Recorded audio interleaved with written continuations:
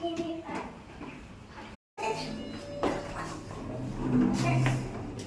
เขาอยู่ไหน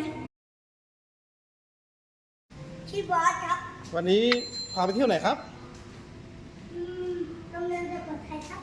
โรงเรียนสุโขทัยมีอะไรให้ชอบให้สวยงามบ้างครับ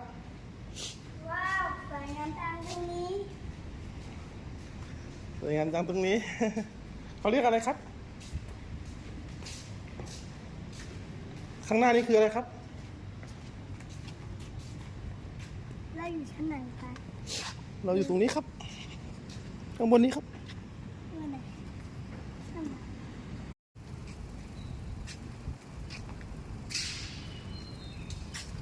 แล้วไม่ถึงว่าหมุน